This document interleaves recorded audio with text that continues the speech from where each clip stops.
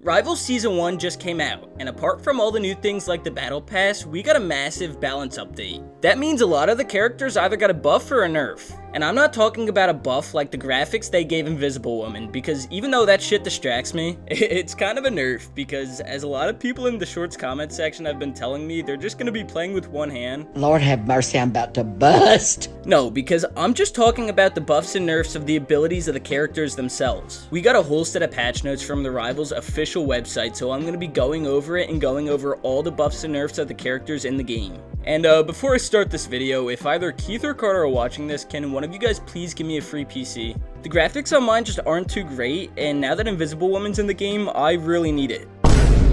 So without further ado, let's hop right into this, starting it off with Captain America. He got a very well needed buff, with them reducing the delay time for shield restoration after releasing Living Legend. They also reduced the Liberty Rush cooldown from 12 to 10 seconds, increased his base health from 650 to 675, and reduced the energy cost for releasing his ultimate ability from 3,400 to 3,100. Overall, it's a pretty good buff and a pretty well needed one, as he was one of the weakest characters in the game. Next up we have Doctor Strange, and he actually got a nerf. And once again that makes sense, because if you guys saw my last video, he was ranked as one of the top Vanguards. But they added damage fall off to some of his abilities and slightly decreased the shield value recovery rate of his shield. The damage fall off starts at 5 meters and reduces to 70% at 8 meters, and for the shield recovery rate, it goes from 80 per second to 70 per second. And then we have Thor, who gets increased survivability and improves the success rate to his ultimate ability. His base health increases from 500 to 525, and they added immunity to his ultimate ability. And once again, just like in my last video, I described that he was one of the weakest Vanguards, and one of the reasons for that was because he didn't have enough health. So as of right now, it looks like NetEase knows exactly what they need to fix in each character. And next up we have Hulk, and they decided to nerf him, which I find kind of odd, because just like in my last video, he was ranked one of the weakest Vanguards in the game. But they decided to reduce the indestructible guard gamma shield value from 250 to 200.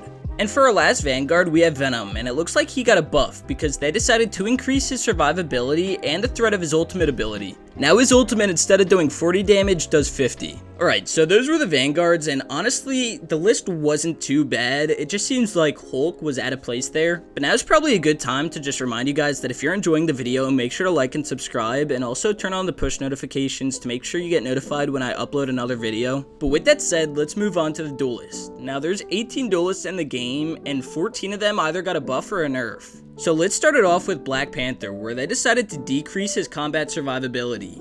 I'm just gonna read this one straight from the page, but they decided to reduce the additional health provided to self after refreshing Vibranium Marks with Spirit Ren from 40 to 30, and the upper limit of the additional health provided from 120 to 75. Next up we have Black Widow, and she received the buff, since they increased the range of Edge Dancer from 3 to 5 meters. They reduced the time for her to recover stamina for Fleetfoot from 12 to 4 seconds, and they reduced the time required for her ultimate to reach maximum power from 1 to 0.6 seconds.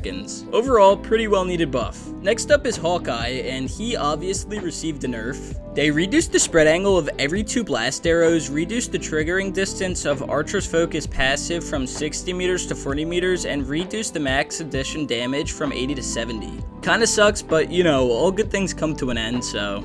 Next up is Hela, and she also received a nerf, but all they did was reduce her base health from 275 to 250. Next is Magic, and she received an increase to her threat after unleashing her ultimate ability, as the damage goes up from 115 to 135. Next up we have Moon Knight, and they increased the number of talons gathered by his ultimate ability from 10 to 14, as well as increasing the explosion radius of each talon from 4 to 5 meters. And then we have Namor, and they just adjusted the throwing feel of Monster Spawn and Frozen Spawn to make them more accurate. And then we have Psylocke, and it says that they're going to be providing more options for other heroes to counter her ultimate. Now the Dance of the Butterfly ultimate will check for barriers including Magnetos and Hulks. The Punisher got a buff because they increased the damage capability of his weapons and slightly reduced the spread of the Deliverance and Adjudication. Basically, he's just gonna do more damage. For Scarlet Witch, she got a buff because they increased the combat strength when she's facing Duelists or Strategists. They increased Chaos Control's fixed damage from 50 damage per second to 60 damage per second, reduced the percentage damage per second from 5% to 3%, and increased Chthonian's burst projectile damage from 30 to 35. And then we have Storm, who got one of the biggest buffs in the entire game.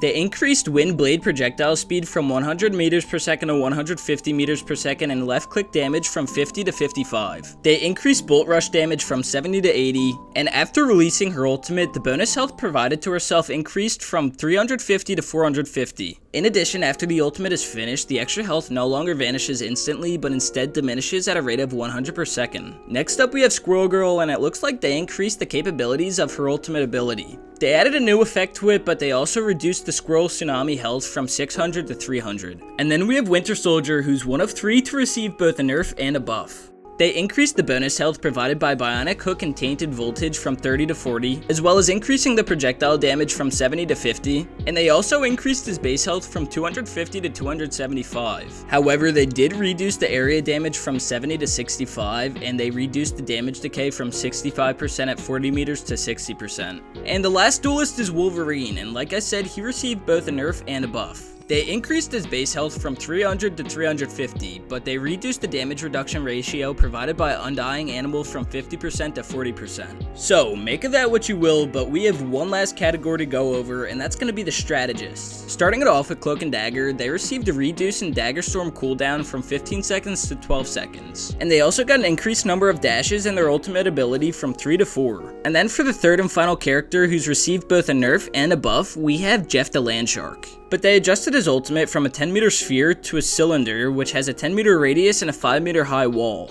Along with this, they increased the healing of Joyful Splash from 140 per second to 150 per second. And next up is Luna Snow, and they decided to make adjustments to her ultimate ability to prevent players from abusing its healing capabilities. In order to do this, they increased the interval for switching between healing and damage in Fate of Both Worlds from 0.1 seconds to 0.5 seconds. And for arguably the strongest strategist in the game, they decided to nerf Mantis. And for the last character on this list, they decided to buff Rocket Raccoon by increasing the healing of her mode from 60 per second to 70 per second. And that's every character that received either a buff or a nerf in the Season 1 update. Now some of them were obviously deserved, while others not so much. At the end of the day though, there's only one thing that I care about, and that's Invisible Woman. So if you guys found this video helpful, make sure to like and subscribe. I mean, honestly, just subscribe for Invisible Woman. But yeah, thank you guys so much for watching, and I'll see you guys all in the next video.